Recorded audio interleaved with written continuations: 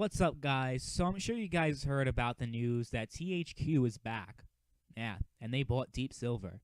So THQ is now the owner of the Saints Row series again, which I find to be very I just find that to be so weird because I never thought I'd ever say that THQ is back and they are the owners of the Saints Row series again, and also Dead Island, I believe. I don't think Deep Silver did anything else.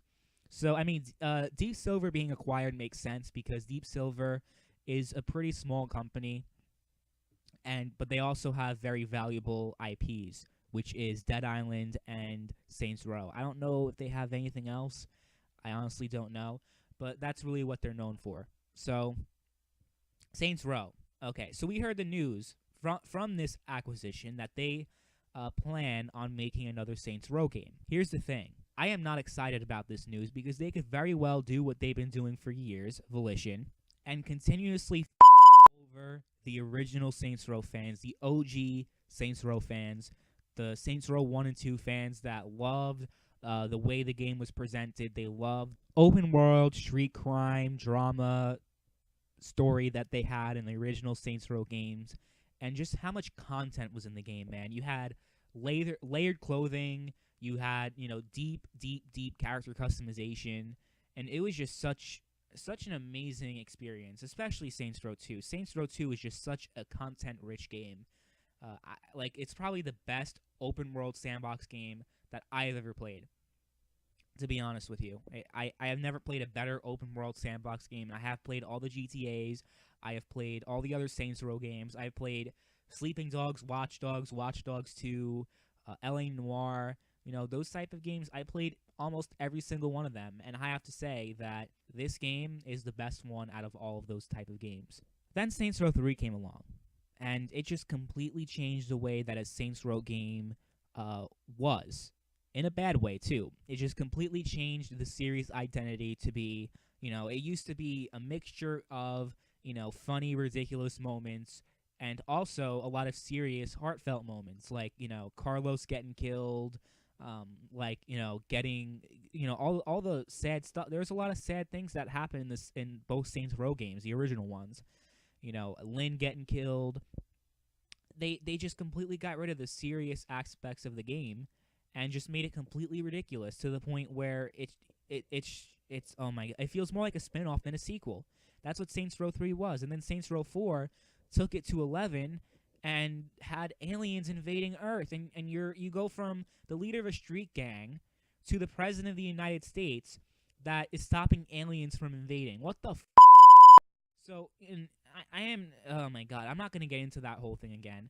What I will say, when it comes to Saints Row 5, Saints Row 5 better damn well be more like the first two Saints Row games and a lot less like the last two Saints Row games. The last two Saints Row games, I don't care what anyone says, those games were garbage. Absolute garbage, at least in comparison to the first two games. If those two games were on their own and they weren't in the Saints Row series, then I would have whatever opinion on them, right?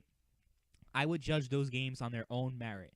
But I can't help it but compare to the original Saints Row games because they are considered a part of the Saints Row series. So these games, which are supposed to be sequels and supposed to be follow-ups to the original games, are just they're a disgrace.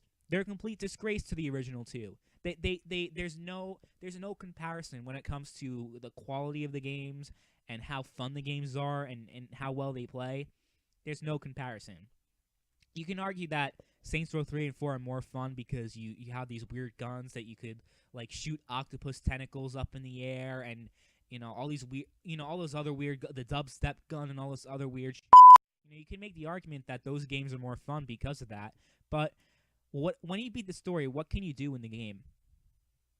There's so much more post end game content in the original two games. Well, maybe not the first one, but Saints Row 2.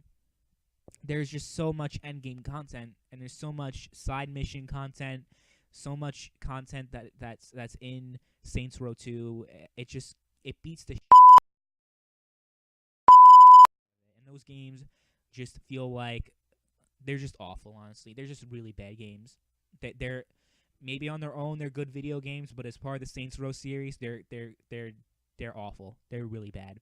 So if Saints Row 5 is aliens or anything like that, I'm out. I'm out. I am not going to buy that game. I am just going to completely write off Volition like they don't exist anymore because they would just be dead to me at that point. They already are at this point, honestly. But, I mean, when it comes to making Saints Row 5, having it just the same ridiculous bullshit they've been doing, at that point, they would be truly dead to me. You know, with Saints Row 3, I was just extremely disappointed. But then when Saints Row 4 came out, I was just devastated. I'm like, what happened to my favorite series? So if Saints Row 5 is the same exact thing with the ridiculous nonsense and no features as well. There's no content in Saints Row 3 and 4. There's absolutely no content. No content whatsoever. The story means nothing, right? And, you know, especially, you know, when you have a game that has no competitive multiplayer, because they had that in Saints Row 1 and 2. So when Saints Row 3 and 4 had no competitive multiplayer, the story meant a lot more than it would in the older games. But instead of improving upon the story and making it a lot better than the other two games, the story is just nothing. The story's not there, right? The gameplay is what the game is most known for, not the story. The story means nothing at this point. So, man, the Saints Row 5, whenever it comes, it better be like the original 2, especially Saints Row 2. It should be more like Saints Row 2, less like 3 and 4. Otherwise, Volition, you're dead to me.